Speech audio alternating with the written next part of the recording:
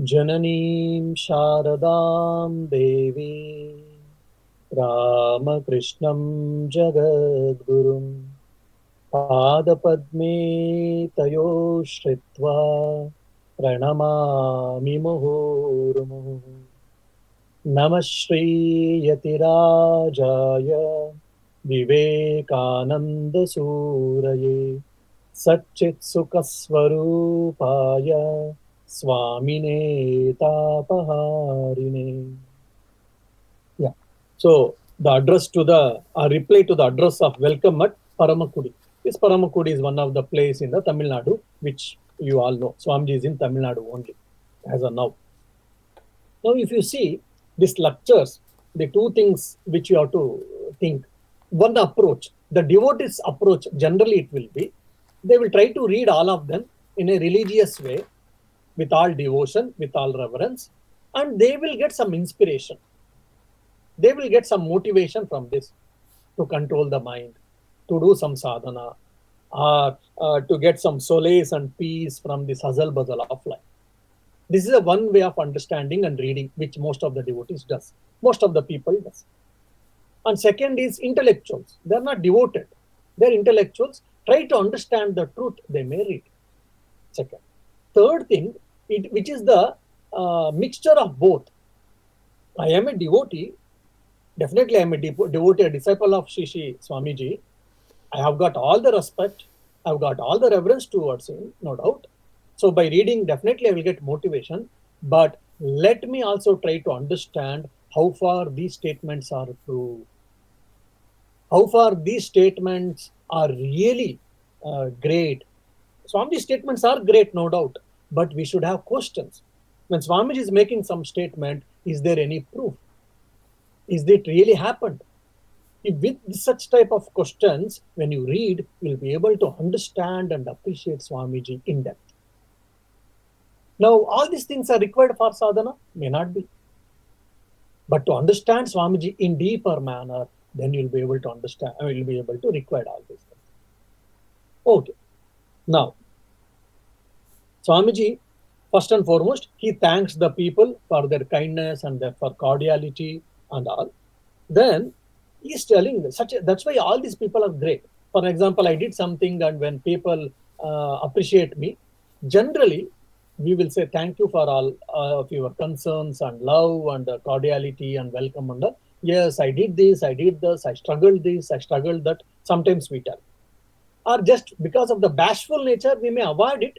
But in the heart of heart, we'll be thinking, how much I studied, how much I had a difficulty, how much I faced all these things. And that's why today I have come these things.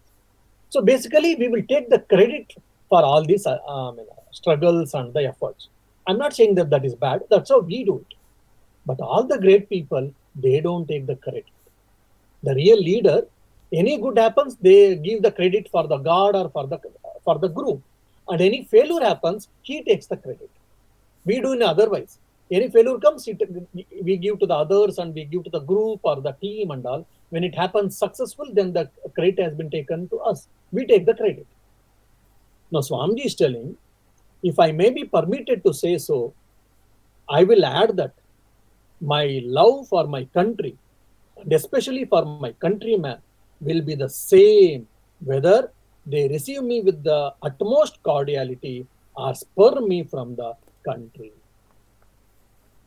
So, Swamiji, how is the ideal karma yogi? Very clearly is telling here. We can understand. তোমরা আমাকে ভালোবাসো না তোমাকে আমাকে ডাস্টবিনে ফেলে দাও, কিন্তু আমি আমার ভারতকে আর ভারতীয়কে আমি ভালোবাসি. I love my country, I love my countrymen. For example, how difference makes this, I will give one simple example. We know all most of you, I suppose, Rani Padmavati, you might have heard from Rajputana. And she went to Jawhar, and some 16,000 or 21,000 ladies had to jump into fire. Jawhar is a part of Jawhar. When we read, we all feel bad, and sometimes we feel morose and tears roll down, and we get little infuriated. Now, who was the reason for this? So, if you see Rani Padmavati and his husband, when they were married and all, they were leading a happy life and all. So there was one guru, Brahmin guru.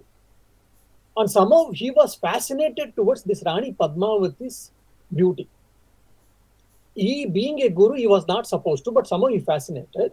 And sometimes stealthily used to come and stand in the late evening and late night when only the Padmavati and her husband, when they are in the private chambers. And one fine day, this guru was coming and standing outside, and in the small ventilators, he was seeing what is happening inside. So he's trying to enjoy the bhoga mentally, actually, unfortunately. Then some sound was heard, then immediately Padmavati's husband, he throw the small knife, which they will have always, the kings and queens, to protect themselves. He throw the knife from there itself. He was a good shooter. So as a result, it went and struck the guru's body, and there was a scar. But anyway, he ran away. But Rani Padmavati is a very intelligent lady. She could find out, she could understand who has come. Because such a night and such an internal, interior thing, no one can come easily. There is a lot of security and all. Only our people can come. And somehow she came to know that it is his guru or her guru. Then he was summoned and he was asked, and he told lies, but then he was asked to remove his shawl and all. Then the scar was left out, which was made from the knife. Then the Padmavati's husband, he became furious and he wanted to kill him because he did such a treasure, such a menial work. Then Rani Padmavati said, he has done a bad thing, no doubt, and we are not supposed to kill the cows and the women and the children and including Brahmin. And he is a Brahmin, and apart from that, whatever it may be, he has done a bad. He is your guru, my dear. So please, you let him go out. You send him out. You send him and you remove all his power and all the privileges and all, but you send him out. Now, if any right person, he has done a mistake, he has done a blunder, and he has been punished for that. He should have accepted. Already, as being a guru and Brahmin, he did a unethical thing, and instead of this punishment should have been put into a right way, he took it in a very wrong way, and he said, I will take a tit for tat. As a result, he went to the Mughals and he started describing about the beauty and other things of the Rani Padmavati. That's how the Mughal king came to see Rani Padmavati, and all these things happened. And because to have it, then he killed the king and he attacked. And as a result, Jawar happened. And 16 to 21,000 women were died, jumped into the fire. Many got left, and king we lost, and empire has been destroyed. All these things because of one selfishness, or because of ego, or because of this. Now the same Swamiji, unfortunately, when he came to Calcutta, there was a great function was done. After the function doing, they came with the bill for him. Please give this bill. Imagine what would have been in Swamiji's mind in those days. Unfortunately, Swamiji, they did a function, grand function, public function, and whatever the expenses they incurred, and they came and they claimed for that expense. Swamiji felt so bad. I am the child of this soil, and in the which soil I have been born and brought up and I have done, and the same people of that soil are demanding for this few pennies. It is not about the money, it is the way they have behaved. But in spite of all these things, Swamiji never became negative. He was never pessimistic. He didn't stop thinking about India. He didn't stop thinking about Indian people. They were such a compassionate people. They were people who were established in their character. So what is the difference between, many times we think, or some people say, oh, I also would like to become a Vivekananda. I am next to Vivekananda. With a devotion we may accept or not. But you see, why anyone and everyone cannot become Vivekananda in this way? Such a magnanimous heart. When I was a student, when I was reading Swami Vivekananda, I didn't understand his philosophy much, Vedanta and all in those days. I was only attracted by Swami Vivekananda. Two things. One is his character, guileless character. The other is his magnanimous heart, Buddha's heart he has got. That made me to accept Swami Vivekananda. Though initially I was feeling that Vivekananda never followed Ramakrishna. Because Ramakrishna's gospel tells only Atma Ishwar Labh, Atma Sakshatkar, then Jap, Dhyan, Prarthana, Bhajan, and Swamiji saying that Vedanta, Gnan, and also we have to serve the country, we have to serve the people, Seva, service is telling. So definitely Swamiji has gone against Sri Ramakrishna Guru. That was as in high school days. That is what my limited understanding. in the initial days. That's why I never appreciated Vivekananda. But only I accepted him for two reasons. One is because of his character, such a noble character he had, strength, purity, or whatever. The other is compassion, magnanimous heart. These two things I appreciated and accepted. Slowly, with his grace, then I could understand who is Vivekananda or whatever to a certain extent. Anyhow, now this one sentence, you might have read all of this, but if you think about it, Swami Vivekananda's life, when you come to, and when you bring all the history and all, so many things you can understand and correlate how Swami Vivekananda's personality, why the whole world bow down, or hundreds of people bow down to him, and why we are all bowing down to him. Why? Because it is not just because of his intellectual speculation, because of his genius, because he was a good orator, because of his character, because of his personality. So one sentence, if you take, we can think so much about Swami Vivekananda. And if you see in the history, so many treacherous things has been done. As a result, India has to pay heavy price for that. And he also gives a reason why. Because in Gita, men should work for work's sake only, love for love's sake. So karma yoga. So because I'm doing a karma yoga, so I am not expecting anything. Reward and punishment, both I shall accept in an equal mindset. And whether you punish me, whether you reward me, my love towards country and to countrymen, it never comes down, or it never decreases. Swamiji is telling. And he's also telling now Swamiji's dream. Swamiji is giving Swamiji's dream. What is the Swamiji's dream? He tells beautifully. And he's such a humble man, humility. Vidya Vinay Sampanne Brahmane Gavi Hastini. We all know. Vinayata, we know that humbleness. The humbleness, how much was there in Swamiji, we can see here. Next sentence itself. The work as done by me in the Western world has been very little. Okay. There is no one present here who could not have done 100 times work in the West than has been done by me. Which we all know that even today we are not able to, none of us we are able to do even 100th part of Swamiji's work. Even now, forget about in those days. But Swamiji is telling, Swamiji's humbleness, you see. It is not mere lip service. He really feels that whatever I have done, it is very little. Because of him, the whole, at least the West opened to the East. And afterwards, so many gurus went and so many ashramas are there today and all. Why? Swami Vivekananda opened that channel at the beginning, actually, in the latest times. And he's telling, I have not done much. And if any one of you, not some Mahatma or some great person, any one of you, my dear Indians, if you had gone, you would have done better than me. So Swamiji's humbleness has been in this sentence. So many times doing little seva, giving little donation or doing little charity, we feel very egoistic. So this is all of us, for us it's a lesson how we should mend our minds, how we should mend our attitudes. So now he's telling, I'm anxiously waiting for the day when mighty minds will arise. Not anyone, mighty minds. What type of mind? We all know that like thunderbolt and our nerves of steel, muscles of iron, and like thunderbolt, the willpower should be there. That's what the youth power Swamiji expected.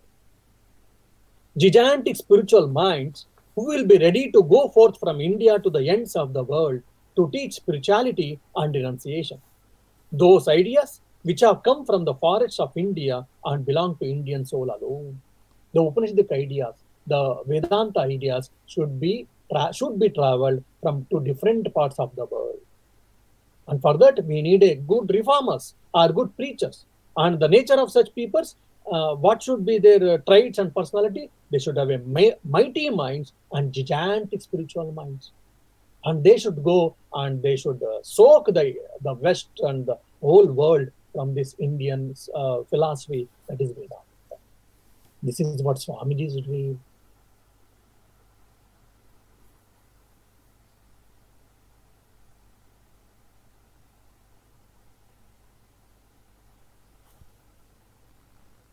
Understand? We'll get some glimpse, Jalak I say. So we'll get some glimpse how Swamiji was such a great visionary, I wish to say. Yes, Chandran, you want to say something? No. Now, interestingly, the drift between materialism and spirituality, how it is happening in the civilizations and the countries, has been given in this beautiful para. There come periods in the history of the human race, as it were, whole nations are seized with a sort of world weariness. When they find that all their plans are slipping between their fingers, that old systems and institutions and systems are tumbling into dust, that their hopes are all blighted and everything seems to be out of joint. Two attempts have been made in the world to found social life.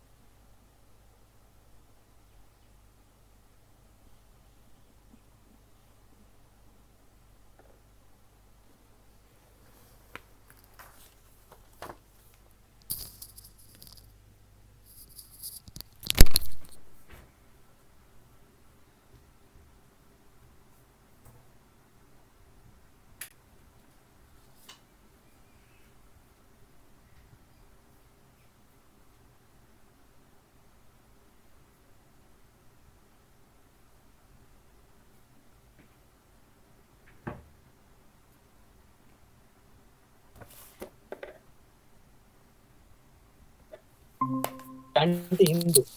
But in reality, secularism means we should be away from religion, basically. Now, when you read the history from the Romans and Greeks history and the medieval period history and post-medieval and pre-medieval history and all in the West, you'll be able to understand Swamiji's the entire few centuries stories has been given in this small, in a little paragraph. And afterwards, he's saying that this is what happening in the ebbs and tides of the cycle and the civilization. Sometimes it is materialistic, sometimes it is religious and spiritual. That's how it keeps on swinging between these two things. So that's why we should take a always balanced call. Many times we say, oh, people are becoming too much money-minded, materialistic-minded, spirituality cholega che, dharma cholega che, and we keep on making such statements, and we keep hearing that. No, these are the oscillations happens in every civilization. Now, what we should do? We need materialistic growth. We need spiritual growth also. Only materialistic growth is enough, or it is not required. No. Only spiritual growth is enough, or spirituality is not required. No. We need materialistic growth. We need spiritual growth. That is what Swamiji is telling very clearly. So sometimes every civilization has given over importance to either of them, and as a result, it has suffered. So we should take the balanced approach. Because I'm Vedantin, because I believe in only consciousness, that should not mean that I should undermine the progress of the country or materialistic progress or scientific innovations. No, that is not our Vedic view of life. Dharma, Artha, Kama, Moksha. All the four Purusharthas has been given. Only Dharma and Moksha didn't they give. If all they know Vedic Rishis, Moksha alone is enough, isn't it? That is our final goal. But still, Artha and Kama also have got a place in the world and the society. They knew and it has been given. So that's why Vedic view of life is complete in itself. So we need materialistic growth and we need spiritual growth also. But we should not give unnecessary importance to any one only. And that's where the problem comes in the society. Whether you give or not, that's how society in the society we see. And Swamiji is saying that if you see the history, sometimes materialistic approach has been taken, strong hook on the society and the civilization, the country. Sometimes if you take spiritual side, our spirituality has taken the strong hold, strong wave, strong current, and that's how it is happening. And when materialistic things, when it becomes more, what happens? He tells very clearly, the white heat, use the beautiful word. White heat means the intense, unnecessary competition, unhealthy competition, the jealousies, hatred, all these things comes. And cruelty comes. And everyone for himself, and the devil take the hindmost. He gives one quotation from the what is the English proverb. Means everything is for me. Yours money is mine, and mine money is also mine. Yours money is mine when I say, and my money is yours, we should say. But no, yours money is mine, and my money is also mine only. That is what I mean, utterly selfish, self-centered life, selfish. That's what happened in the Europe. The Europe, they colonized the entire Africa and Asian countries, and they plundered us like a bedbugs. They used us, humiliated us, they plundered our wealth, and they misused us and all, isn't it? Because of the what is the growth of industrial civilization, industrial revolutions, and also what is a materialistic growth, and which became very important for them. Now, on such a time, only the spirituality can help the society. Fine. But and the spirituality can help, no doubt. It helps, no doubt. But sometimes, slowly, even the spirituality will go into that degenerated people's mindset, who are self-centered, power-hungered, and selfish people, and ambitious people. Such people, when they take a religious path or spiritual path, they use the spirituality as a tool to fulfill their ambitions, to fulfill their passions, to fulfill their desires. So in the name of spirituality, again, there will be plunder. Again, that's what it happened in the medieval time in the West. If you see the history, the church ruled, the Rome ruled the entire world or the entire West, and they decided all the policies. They decided who to become king or not. They decided whether abortion should be there or not, or marriage should happen or not, what should be law for marriage, what should be law for society, what should be law for governance, and whether king should go or not. Even for science, innovations, technological innovation, everything was ruled and controlled by the church. For example, when some of the scientists said, it is not geocenter, it is a heliocenter. Earth is not in the middle, whereas sun is in the middle, other planets, including Earth, it is rotating. And they say it is against Bible, and they are being killed and they are being burned. That's what happened. So these two are, extremes, if you take it, happens. So that's what it is happening in the history. So we need materialistic growth, we need spiritual growth, and it has to be balanced well. That's what I'm just telling. Okay, then we will see in the next other parts in the coming class. Om Shanti Shanti Shanti. Hari Om Tat Sat. Shri Rama Krishna Arpanamastu.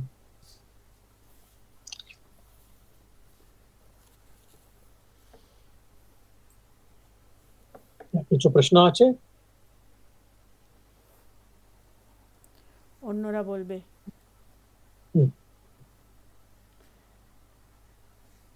কারণ আমি প্রশ্ন করলেই আবার 1 ঘন্টা কাটিয়ে দেবো।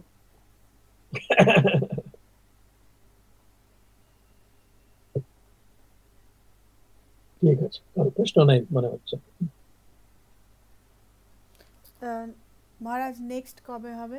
আর আমাদের মনে আছে তো আপনার আমাদের জিজ্ঞাসুর 2 ইয়ার্স? মনে আছে, রামের প্রতি কিছু কথা বলবো ভাবছিলাম আমি। হ্যাঁ, ঠিক আছে। ওটা তো হবে 2nd এপ্রিল হবে তো? হ্যাঁ, 2nd এপ্রিল, হ্যাঁ।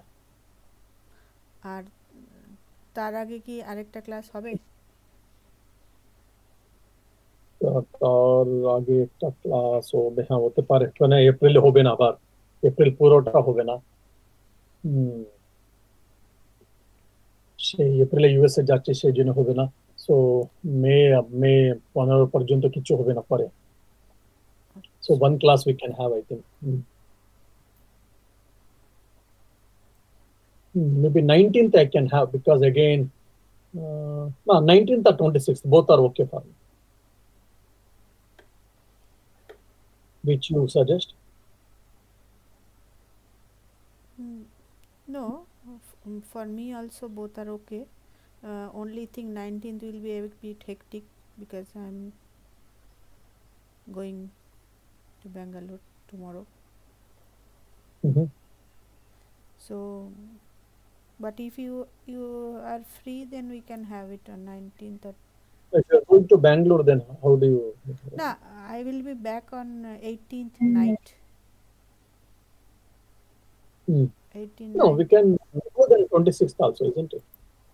26th আর কারোর অসুবিধা নেই তো তাহলে 20 Yeah, 26 is okay for me. Okay, then 26.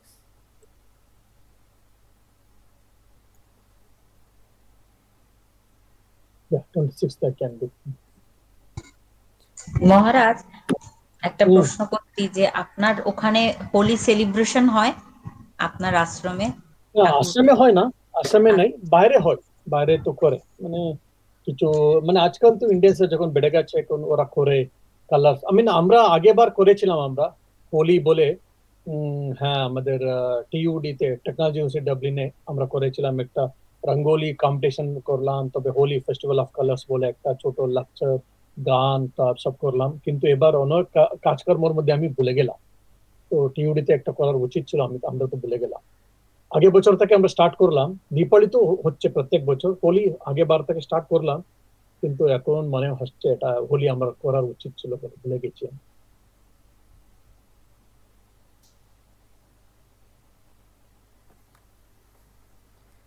বাইরে একটু মজা করে, খেলা সব কিছু করে, মানে ওদিন কেউ কেউ ওদিনও করে, কেউ কেউ উইকেন্ডে করে।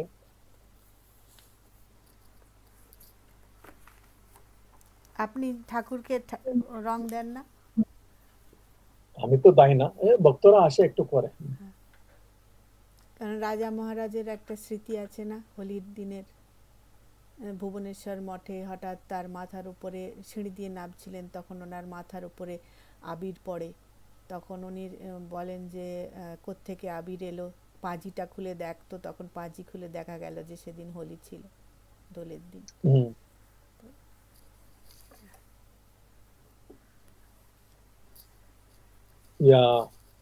এসব আছে, কিন্তু হ্যাঁ,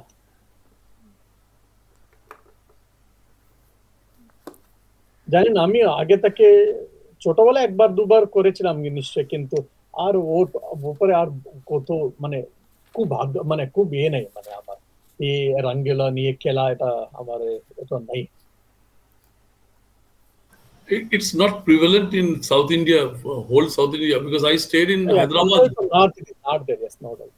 I stayed in Hyderabad for more than 14 years, almost 15 years, but never celebrated Holi there in that way. Little, they do celebrate, but in a little manner, not the grand manner the way in North India, no doubt. But somehow, I don't know, I was not, though somehow when I was child, I played little few times, 2, 3 times or 4 times maybe with these colors and all, but somehow I feel, not really, what do you say, attracted. Even Belumat was there. First year I played, participated in all that. Second time I said, you go Baba, and I sat in my room and I studied, that's all. In Pune, they celebrate Rang Panchami, Pancham Dol. They don't celebrate on this holiday, Purnima. Marathi, they celebrated on the Panchami next. Not Rang. See, all these things have got a different significance and other things and all. But just mere fun and mere playing with these things, somehow, it is not my cup of tea.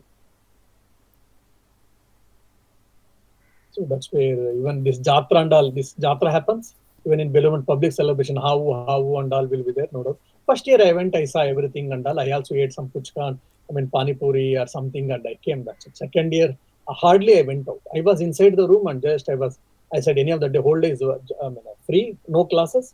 Whenever my work responsibility was there, work was there assigned, I went and I did my work and I came back. And I didn't go even for crackers. Now they have stopped crackers and all, of course, bursting crackers. Even I didn't go for this bursting crackers or whatever. Just I spent my time in my room. I was happy with myself because people are not there, classes are not there, so I was happy. And they were saying, "अरे तुम्ही আসো না, তুমি দেখো না এটা?" আমি বললাম না, এগুলো মানে ছোট টয়স নিয়ে করা পিং এইসব এগুলো আমার তো ভালো লাগে না। Yes, whenever children and all going to jatras, all these things I used to like, no doubt. But slowly from high school days and all, slowly this interest came. I mean, it reduced. I'm not saying neither. I'm not saying either good or bad. It should be gone. It should be there. It should not be there. I'm not telling. Somehow I lost interest in all these things much. So yeah, I used to feel happy more in studies rather. In your locality also jatra is there, means in South? A lot of jatras are there. Happens. Even there also, I never used to go to these jatras. I mean, once, but I got into touch with Ramakrishna and all, then all these things slowly it reduced. It should happen for anyone, everyone. No, I'm not saying that. It should happen, it should not happen. I'm not saying. Somehow it happened to me. I mean, that interest towards all these things got reduced. That's all. You are hardcore Gyan Margi then. So you Yeah. you love reading. You love reading and Yes, I love reading, no doubt. Love reading Shastra Part, Shastra Church and all. I love, no doubt. Taking ideas and discussing on them, I love, no doubt. That doesn't mean that yes, I do japa, parayana and all. That is my strength also, I know that. But this type of socializing things, I'm not very good at it. Even my relatives also used to scold me, "Arey, you don't come to any family gatherings." Before I used to go, I used to enjoy and I used to feel bad if I cannot go, like marriages or any social gatherings in the families, relatives and all. Once Sri Ramakrishna came into my life, all these things somehow I felt it is boring and I lost interest on these things. And I used to tell my parents, "You go anyhow because you couldn't go when you were working and all. Now I've grown up. I will take care of the house and all. You go so that you can go and happily you can come." They also felt happy. Yes, so because of I'm taking care of the house, they are able to go and come. Sometimes relatives sister, "Arey, you are not coming, then why should we come?" You, I said, "Don't come." Then they got angry and said, "No, we are coming because of your parents." Then I said, "Please come then." Anyhow, very rarely, sometimes if they press me too much and if parents tell too much, then I used to go. Otherwise, I used to tell, "Please leave me alone. You go and enjoy and come, and I'm here happy. I will enjoy here happy." Yeah. okay, Maharaj, then. But all these things are required in the life. I know that. I mean, commonly people need it. Pranam, Maharaj. Pranam Maharaj. Pranam Maharaj.